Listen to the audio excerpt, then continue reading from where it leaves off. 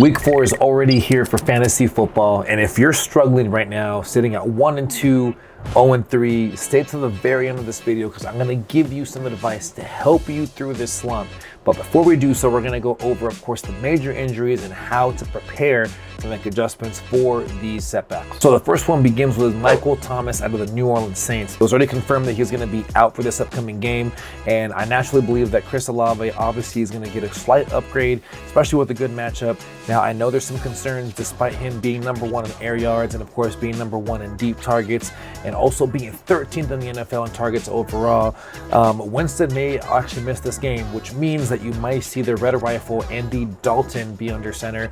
And, the cool thing is the matchup is actually pretty favorable considering they're going up against the Minnesota Vikings. The Minnesota Vikings have allowed the 8th most receiving yards to opposing wide receivers, and I believe that with Michael Thomas out, those targets are going to go to Chris Olave. I obviously prefer Winston over Andy Dalton, but regardless though, this should be a pretty good matchup for him to leverage and get you some success in fantasy in week number 4. Keenan Allen is going to miss another week, unfortunately, for the Los Angeles Chargers, which means they're going to start Mike Williams, and I know he's very boom or bust. Some weeks you love him because he goes off. The other weeks, like last week, you don't know what happens, but that's part of the package deal you get when you get Mike Williams on your team. He is facing the Houston Texans, and the Houston Texans do have a pretty solid secondary for the most part, but this is still a matchup that I think Mike Williams will be able to leverage, and I believe that with Herbert at least coming back a little bit healthier than he did last week, you should be solid to at least give Mike Williams a serviceable week number 4 for you in your lineups. The Chicago Bears also announced that running back David Montgomery is going to be out, which means Khalil Herbert is going to be able to follow up after having a monster week in week number 3. Week number 3, he had 20 attempts for 157 yards and had 2 touchdowns,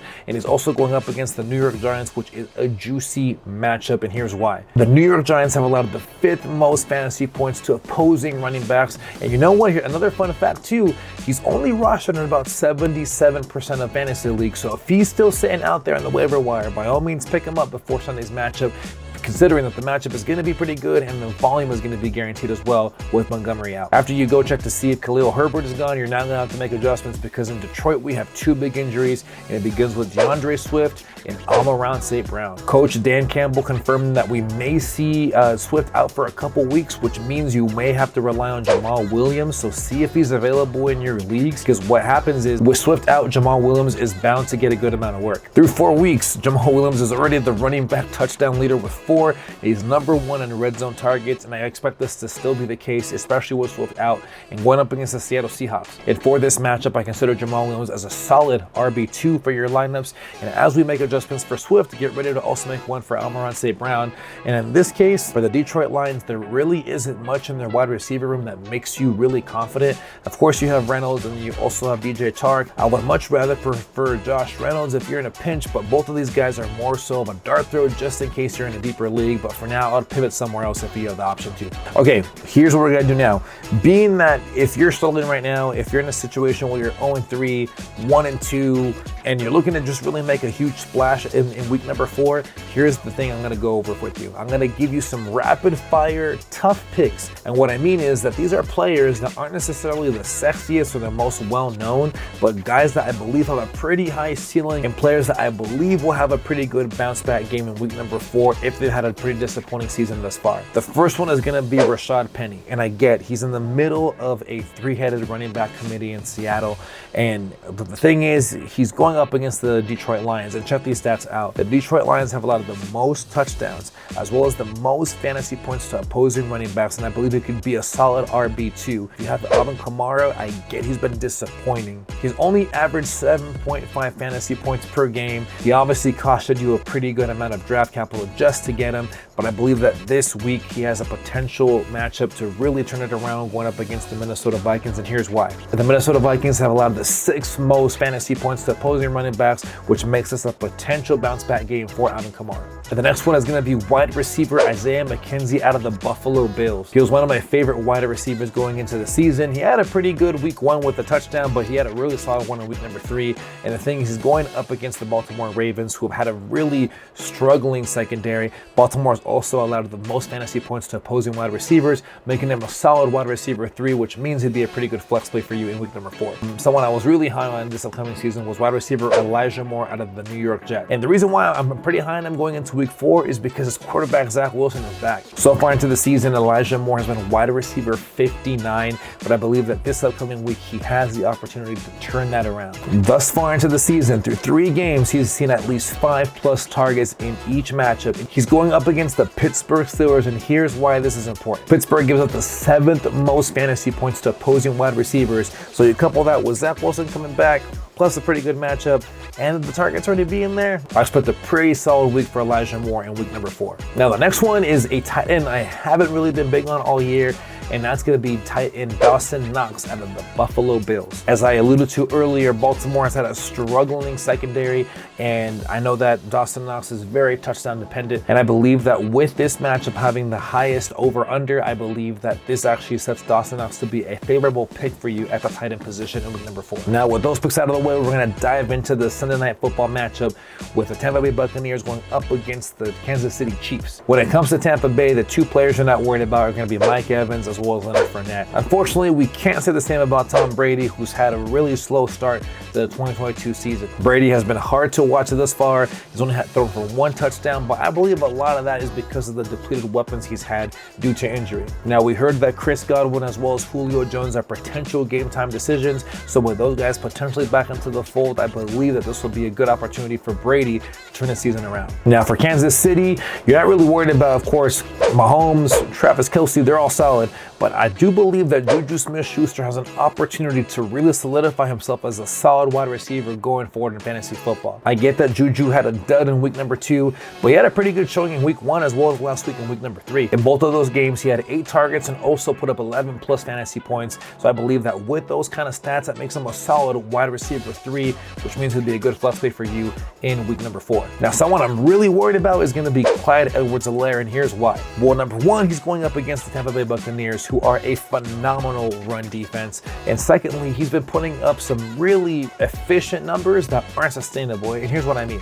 CEH's efficiency numbers, when you look at his catch rate, his yards per carry, and even his touchdowns, show that he has something that's really unsustainable. And then you add all the fact that he's going up against Tampa Bay, this just makes a bad matchup for him in week number 4. Okay, now we're on to the final game of the week, and that's Monday Night Football with the Los Angeles Rams facing the San Francisco 49ers. You're obviously not worried about Cooper Kupp in this matchup, being that he has a really high floor, probably the best floor in all of fantasy, but you are worried about his quarterback, Matthew Stafford. And it's all really because of the matchup. I mean, he's going up against San Francisco, and they're really impressive in the following numbers. They have allowed the fewest passing yards, the fewest touchdowns, and the 2nd fewest fantasy points to opposing quarterbacks. Now, as far as Cam Akers goes, I'm actually feeling a little bit optimistic, and here's why. Cam Akers is actually on the uptick for me, considering that he out-carried Darrell Henderson 12-4 in carries last week. I believe it looks pretty good. Once we see some more of the passing one go his way, he should be a set-it-and-forget-it running back number 2. With this matchup, though, I do get a little bit nervous, but I do want you to take a notice and see how he does in week number 4, so that way you can maybe even potentially make a move for him if he's not on your roster. And the final Ram I'm going to cover is going to be Allen Robinson. I get that he hasn't been the most impressive. So far in the 22 campaign, Allen Robinson has been wide receiver 69, which isn't the most ideal position for him, considering that you were expecting more from him in this offense. But the one thing that I am hanging my hat on with him is that he's had 2 straight games with 5 targets. So even though this matchup does get you nervous, keep an eye on him as well and see how he does, so that way you can also consider probably making a run for him later on into the season. So the matchup isn't the most ideal, but something to just take notice of going into week number 4. Now, on the other side for San Francisco, you're obviously going to go with Deebo Samuel. You're also going to go with George Kittle. And you may also want to consider the fact that Jeff Wilson could be a solid play, even though he's going up against the Rams. Even though the Rams have given up the 2nd fewest fantasy points to opposing running backs, Jeff Wilson Jr. is coming up 2 straight weeks where he's actually been within the top 25 of running backs in fantasy football. So I believe that even though the matchup isn't the most ideal, I think that the opportunities, as well as the fact that the running back position in fantasy football is really we'll just say shallow, he should be a pretty solid play in week number 4 regardless of the matchup. Okay, cool. So I just wanted to quickly go over these matchups so that way I can get to the meat of what I wanted to go over. And this is giving you trade advice. I have 4 tips that will help you be more effective when sending a trade proposal. First things first, you have to realize Don't try to swing for the fences in one move. Just look to see if you can hit a single. Like as we say in baseball, see if you can make one trade so that way you can get better in one position. And from there, see if that can build some momentum for you. That way you can see some better turnaround for your team. Okay, and second thing, believe it or not, to get something, you actually have to give something. So what I mean by this is you think that'd be common sense, but don't expect to trade a bench player to get a star player in return. Realize that you're gonna have to be intentional with what you're gonna be offering. So for instance, if you're looking to improve in the running back position and you see that your opponent that you're looking to trade with is a little bit depleted at wide receiver, guess what? Show your opponent that you're looking to be intentional by saying, hey, I've been noticing that you're a little bit depleted at a wide receiver. I can definitely use an upgrade at the running back position. How would you feel about trading running back 1 for wide receiver 1? Can't go in there oblivious thinking that you're not going to get something in return without giving something either. And the last thing I can give you is just engage in trade conversations. A lot of people that I've been talking to within the fantasy football community say that the one thing that they hate about the leagues that they don't like is the fact that there aren't enough conversations around trades. Listen, even if you don't get a trade done, fantasy football is so much more fun when there are trade conversations happening.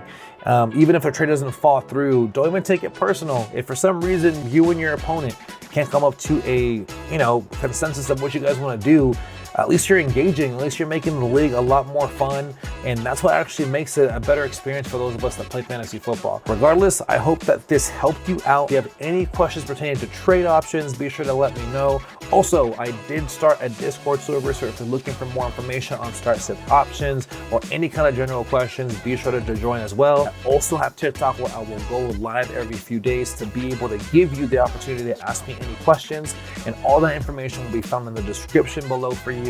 Thank you so much for watching. If you got value out of this video, please hit that like button, subscribe, hit that notification bell, and I will see you in the next video. And in the meantime and in between time, best of luck to you this upcoming weekend. And as always, keep it 100.